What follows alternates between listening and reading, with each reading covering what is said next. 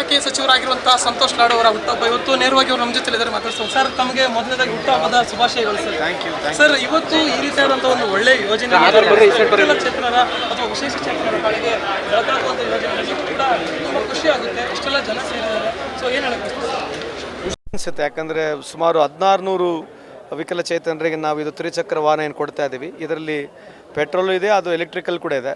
So ಇದಕ್ಕೆ ಭಾಳಷ್ಟು ಕಂಪ್ನಿಗಳು ಮುಂದೆ ಬಂದಿದ್ದಾವೆ. ನಮ್ಮ ಫೌಂಡೇಶನ್ ವತಿಯಿಂದ ಸರ್ಕಾರದ ಒಂದು ಇನಿಷಿಯೇಟಿವ್ ಆಗಿ ನಾವು ತೊಗೊಂಡು ಮಾಡ್ತಾ ಇದ್ದೀವಿ. ಸರ್, ಅದನ್ನು ವಿಶೇಷವಾಗಿ ತಮ್ಮ ಹುಟ್ಟುಹಬ್ಬದ ದಿನವೇ ಈ ರೀತಿಯಾದಂಥ ಒಂದು ಯೋಜನೆ ಜಾರಿ ಆಗ್ತಾ ಇರುವಂಥದ್ದು ಎಷ್ಟು ಖುಷಿ. ಅದು ಒಂದೊಂದು ಟೈಮ್ ಕಾಗಿ ಕೊಂದ್ರಕ್ಕೂ ಟೊಂಗೆ ಮುರಿಯಕ್ಕೆ ಅಂತಾರಂತಲ್ಲ, ಇದು ಮೊದಲೇ ಮಾಡಬೇಕಾಗಿದ್ದ ಕಾರ್ಯಕ್ರಮ, ಅದಾಗಲಿಲ್ಲ.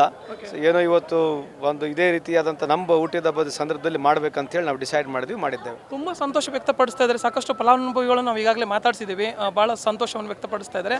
ಸೊ ಮುಂದಿನ ದಿನಗಳಲ್ಲಿ ಮತ್ತೆ ಯಾವಂಥ ಯೋಜನೆಗಳ ಜೊತೆಲಿ ಬರ್ತೀರಾ ಅಂತ ಏನಾದರೂ ಒಂದು ಇದು ನಾವಿದ್ದೀವಿ, ನಾಳೆ ಬೇರೆ ಮಂತ್ರಿಗಳು ಬರ್ಬೋದು, ಬೇರೆ ಸರ್ಕಾರಗಳು ಬರ್ಬೋದು. ಇದೇ ರೀತಿಯಾದ ಇನಿಷಿಯೇಟಿವ್ ನಮ್ಮ ಇಲಾಖೆಯಿಂದ ಮಾಡಿದ್ರೆ ಬಹುತೇಕ ಭಾಳಷ್ಟು ಜನರಿಗೆ ಟಾರ್ಗೆಟ್ನ ಅಚೀವ್ ಮಾಡ್ಲಿಕ್ಕೆ ಅನುಕೂಲ ಆಗುತ್ತೆ. ಯಾಕೆಂದರೆ ಇಲಾಖೆಯಿಂದ ಮಾಡ್ತಾ ಇದ್ದೀವಿ, ಟಾರ್ಗೆಟ್ ಸಾಕಾಗಲ್ಲ.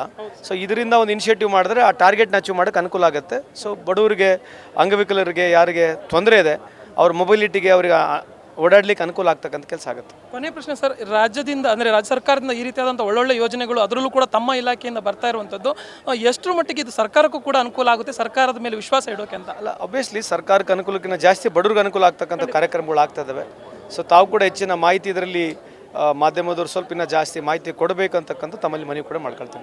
Thank you. ಕಾರ್ಮಿಕ ಇಲಾಖೆ ಸಚಿವರಾಗಿರುವಂತಹ ಸಂತೋಷ್ ಲಾಡ್ ಅವರ ಹುಟ್ಟುಹಬ್ಬ ಇವತ್ತು ನೇರವಾಗಿ ಅವರು ನಮ್ಮ ಜೊತೆ ಇದ್ದಾರೆ ಮಾತಾಡ್ತಾರೆ. ಸರ್, ತಮಗೆ ಮೊದಲನೇದಾಗಿ ಹುಟ್ಟುಹಬ್ಬದ ಶುಭಾಶಯಗಳು ಸರ್. Thank you. ಸರ್, ಇವತ್ತು ಈ ರೀತಿಯಾದಂಥ ಒಂದು ಒಳ್ಳೆಯ ಯೋಜನೆ ಕ್ಷೇತ್ರದ ಅಥವಾ ವಿಶೇಷ ಚೇತನರ ಕಡೆಗೆ ಬೆಳಕಾಗುವಂಥ ಯೋಜನೆ ಕೂಡ ತುಂಬ ಖುಷಿ ಆಗುತ್ತೆ. ಇಷ್ಟೆಲ್ಲ ಜನ ಸೇರಿದ್ದಾರೆ.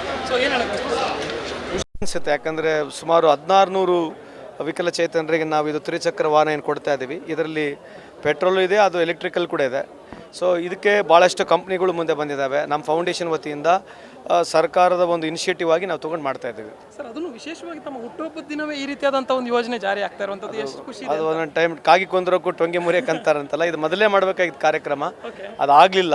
ಸೊ ಏನೋ ಇವತ್ತು ಒಂದು ಇದೇ ರೀತಿಯಾದಂಥ ನಮ್ಮ ಹುಟ್ಟಿದ ಹಬ್ಬದ ಸಂದರ್ಭದಲ್ಲಿ ಮಾಡಬೇಕಂತೇಳಿ ನಾವು ಡಿಸೈಡ್ ಮಾಡಿದ್ದೇವೆ. ತುಂಬ ಸಂತೋಷ ವ್ಯಕ್ತಪಡಿಸ್ತಾ ಇದ್ದಾರೆ. ಸಾಕಷ್ಟು ಫಲಾನುಭವಿಗಳನ್ನು ನಾವು ಈಗಾಗಲೇ ಮಾತಾಡ್ಸಿದ್ದೀವಿ, ಭಾಳ ಸಂತೋಷವನ್ನು ವ್ಯಕ್ತಪಡಿಸ್ತಾ ಇದ್ದಾರೆ. ಸೊ ಮುಂದಿನ ದಿನಗಳಲ್ಲಿ ಮತ್ತೆ ಯಾವಂಥ ಯೋಜನೆಗಳ ಜೊತೆಲಿ ಬರ್ತೀರಾ ಅಂತ ಏನಾದರೂ ಒಂದು ಇದು ನಾವಿದ್ದೀವಿ, ನಾಳೆ ಬೇರೆ ಮಂತ್ರಿಗಳು ಬರ್ಬೋದು, ಬೇರೆ ಸರ್ಕಾರಗಳು ಬರ್ಬೋದು. ಇದೇ ರೀತಿಯಾದ ಇನಿಷಿಯೇಟಿವ್ ನಮ್ಮ ಇಲಾಖೆಯಿಂದ ಮಾಡಿದ್ರೆ ಬಹುತೇಕ ಭಾಳಷ್ಟು ಜನರಿಗೆ ಟಾರ್ಗೆಟ್ನ ಅಚೀವ್ ಮಾಡ್ಲಿಕ್ಕೆ ಅನುಕೂಲ ಆಗುತ್ತೆ. ಯಾಕೆಂದರೆ ಇಲಾಖೆಯಿಂದ ಮಾಡ್ತಾ ಇದ್ದೀವಿ, ಟಾರ್ಗೆಟ್ ಸಾಕಾಗಲ್ಲ. ಸೊ ಇದರಿಂದ ಒಂದು ಇನಿಷಿಯೇಟಿವ್ ಮಾಡಿದ್ರೆ ಆ ಟಾರ್ಗೆಟ್ನ ಅಚೀವ್ ಮಾಡೋಕ್ಕೆ ಅನುಕೂಲ ಆಗುತ್ತೆ. ಸೊ ಬಡವರಿಗೆ, ಅಂಗವಿಕಲರಿಗೆ, ಯಾರಿಗೆ ತೊಂದರೆ ಇದೆ ಅವ್ರ ಮೊಬಿಲಿಟಿಗೆ, ಅವರಿಗೆ ಓಡಾಡ್ಲಿಕ್ಕೆ ಅನುಕೂಲ ಆಗ್ತಕ್ಕಂಥ ಕೆಲಸ ಆಗುತ್ತೆ. ಕೊನೆ ಪ್ರಶ್ನೆ ಸರ್, ರಾಜ್ಯದಿಂದ ಅಂದರೆ ರಾಜ್ಯ ಸರ್ಕಾರದಿಂದ ಈ ರೀತಿಯಾದಂಥ ಒಳ್ಳೊಳ್ಳೆ ಯೋಜನೆಗಳು ಅದರಲ್ಲೂ ಕೂಡ ತಮ್ಮ ಇಲಾಖೆಯಿಂದ ಬರ್ತಾ ಇರುವಂಥದ್ದು ಎಷ್ಟರ ಮಟ್ಟಿಗೆ ಇದು ಸರ್ಕಾರಕ್ಕೂ ಕೂಡ ಅನುಕೂಲ ಆಗುತ್ತೆ, ಸರ್ಕಾರದ ಮೇಲೆ ವಿಶ್ವಾಸ ಇಡೋಕೆ ಅಂತ? ಅಲ್ಲ, ಒಬ್ವಿಯಸ್ಲಿ ಸರ್ಕಾರಕ್ಕೆ ಅನುಕೂಲಕ್ಕಿಂತ ಜಾಸ್ತಿ ಬಡವ್ರಿಗೆ ಅನುಕೂಲ ಆಗ್ತಕ್ಕಂಥ ಕಾರ್ಯಕ್ರಮಗಳು ಆಗ್ತಾ ಇದ್ದಾವೆ.